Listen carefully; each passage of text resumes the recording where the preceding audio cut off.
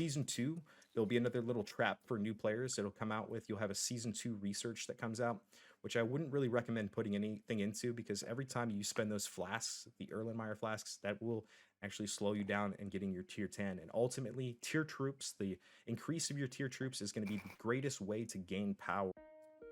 Hello and welcome, fellow survivors, to an episode on Town Hall Inspection. Today we're going to be looking at Z.Killer's Town Hall and what we can do to kind of help him out. Joined today with me, I have fellow Grandmaster Wizard BK, and we're going to kind of give him some advice on what he could do a little bit better, and he's got a lot of questions for us, so we're going to do our best to just kind of answer some of his questions and go through a couple things that some new players might be missing here and there, and just, you know, try to learn from this experience together.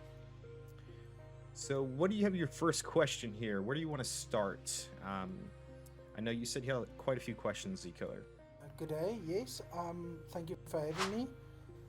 My first question is, as a new player in the game, the biggest challenge comes in what to focus on with buildings and whatnot, because there's so many buildings to concentrate on.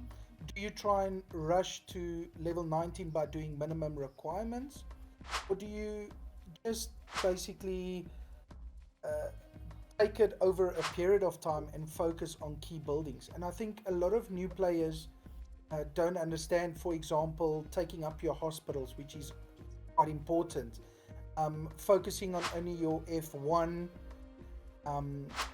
camp. You know, many players don't do that. They just all over the place.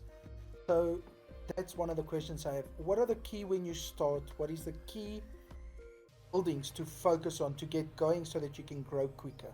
Okay, yeah, so here's the way I would do it. So yeah, there's two kind of schools of logic here. You can do minimal buildings up to your town hall, but you also have to like purposely leave buildings very low levels, because by purposely leaving these buildings at these levels, you're going to be able to instant boost them up as you raise your elite levels over time, and you're going to be able to get a ton of survival challenges completed for very cheap, and just kind of get the maximum rewards for completing these buildings. So you're not really wasting when you collect troops, or when you're collecting researches, or finishing some of these building queues. Because I can see here you have your 4 squares at 18, 15, 10, and 1, and honestly, I don't think, now correct me if I'm wrong, BK, you don't need your square 2 or 3 to go up for your town hall, right? It's just your square 1, correct?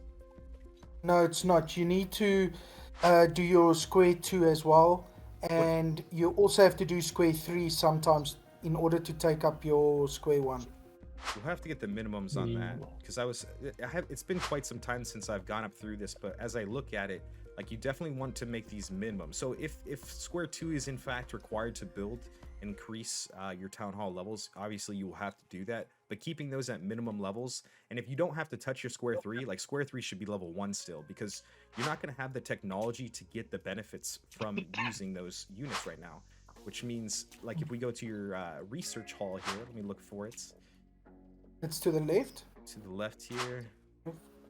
Down, I can tell about down. Town Hall 25. Yeah, I don't want to collect this though. That's unfortunate. It's fine. Go for it. You sure? Okay.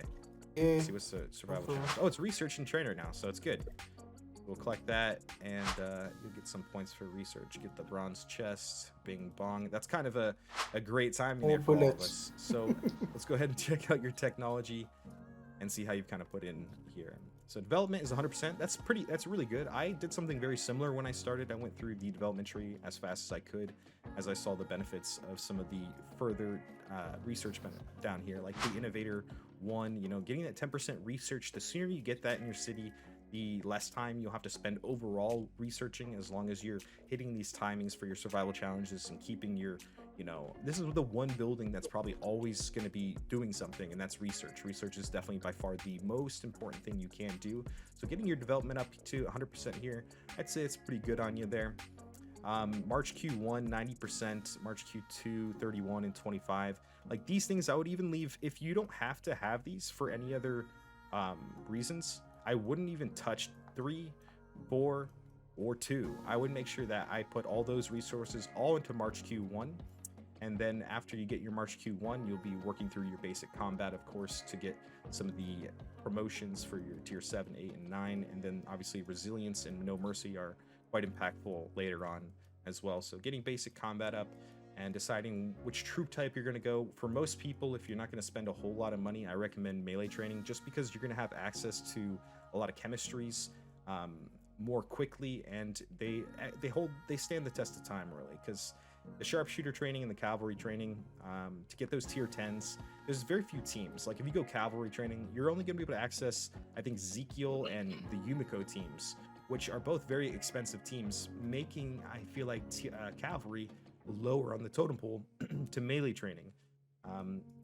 And same thing with sharpshooters. There's just too few. I think you have freedom fighters and the tyrants for sharpshooters. Now, tyrants is a pretty good team that most people will get after time, but it's going to take a long time. And I would say that time is an investment. So if you're going tyrants and you're going to go tier 10 sharpshooters, you're going to be looking at an investment of 1.5 years to 2 years of just consistently grinding. And the funny thing is that people don't really realize the best way to increase your power is to log on every day, spend your stamina 3 times a day, always be black on stamina, and always complete all your daily quests here at the bottom left here. You should always have these maxed out. And I do like the war pass to ×2 these. If you max this out every single day and you optimize your survival challenges, get your bronze, silver chest minimum. And the reason I say that is that the bullets you get from him are quite amazing. And then also when you get into season 2, you'll get commendation points, which is basically an activity gauge that will kind of let you know how active you are compared to all the other players, which will also give you increased rewards later. So getting bronze and silver chests will be your minimum on every single survival challenge that you can obtain. Sometimes you might let 1 or 2 chests go, which is okay, but at the end of the day, this is a time game, and you have to plan things, you have to take things slowly, and realize sometimes there's going to be times of expenditure, times of frugality, but there'll also be some times of powering up as well. So just looking at your technology there, looks like you've done a pretty good job, other than the fact that unless you need March 2 Q3 or 4 research, which I don't believe you do, I would have put all of that into your March Q1, because getting that super strong F1 is going to be everyone's predominant goal, because if you have 100 players using this strategy, then everyone can host their own rallies and host the maximum level Woodberries, Eugenes, and things of that sort. And then you can use your F2s, 3s, and 4s to kind of just fill with those F1s to get the maximum benefits from each other, because it's a very large team effort, as everyone's F1 will be really strong, but then the F2, 3, 4s will fall off until some time. I'd say about 6 months to 8 months, you can start filling out some of your F2 stuff, but it's just really important that you kind of keep that logic, and then going through some of your research as well, like preparing for the future, using all your Erlenmeyer flasks for melee training is super important. Season 2, there'll be another little trap for new players it'll come out with. You'll have a season 2 research that comes out, which I wouldn't really recommend putting anything into, because every time you spend those flasks, the Erlenmeyer flasks, that will actually slow you down in getting your tier 10. And ultimately, tier troops, the increase of your tier troops is going to be the greatest way to gain power day to day. That's going to be your biggest power gain. It's going to be the biggest difference in your fighting. So can I say here something? Go ahead. In research, I would say everything what you said, but I would check to have at least every 3 survivors able to assign in a watch. I feel like I'm losing my mind. Is everybody in the world blind? Please, Lord, give me a sign, a sign.